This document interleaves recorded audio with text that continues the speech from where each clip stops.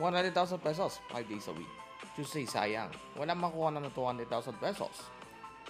Sa Hulyo na naman sa ating Family Feud, July 8. Nasa amin dito dates. Family Feud, tuwing weekdays at 5:40 p.m.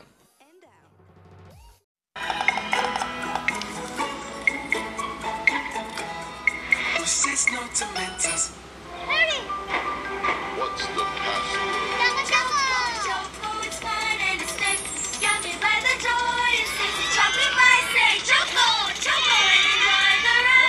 password? Malinis nga ba ang pustiso mo?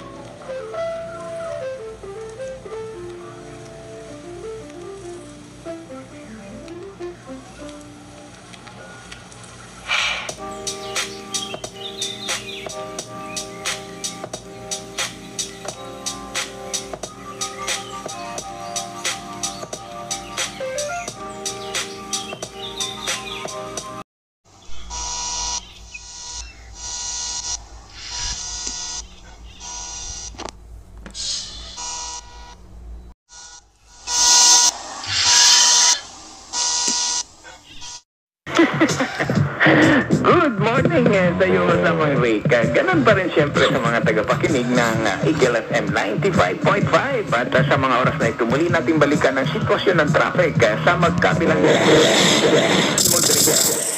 Diyan sa may Scoutboro Mayo patungo ng Timog intersection at pagdating dito sa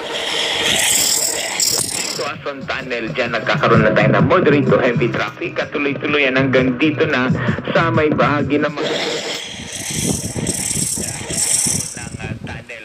At pagsapit sa may Estrella, makakaranas tayo ng heavy traffic towards Buendia. At yung mga kumakanan pa rin yan, papasok ng Makati Business District. Light to hanggang Top Avenue. Samantala, northbound na mabagal pa rin ang daloy ng mga sasakyan papunta dito sa may Malipay area. At pag-akyat din ng Magallanes sa flyover, light to moderate mga motorista hanggang Kalayaan at yung patungo sa direksyon ng C5 and Bonifacio Global City. Sa may Guadalupe, traffic natin dyan ang mga motorista at tuloy-tuloy ang pagtagal niya hanggang sa may Ortiga MRT station at sa Guadalupe. At makakaranas naman po tayo ng farmers sa patungo naman sa may Nepa Q-Mart. And after ng Nepa Q-Mart, light traffic na yan towards Monumento Circle. Ang Commonwealth Avenue naman sa mga intersection lamang po nagkakaroon ng build-up. Samantala, paalala pa rin po sa mga motorista, number coding natin for today. Pa rin po yan hanggang alas 10 ng umaga. At muling hanggang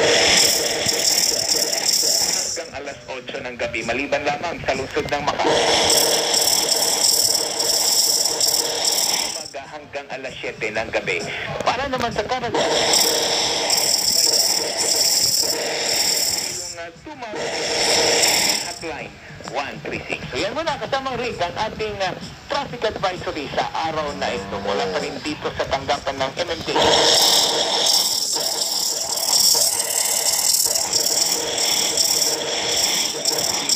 On Monday, all right.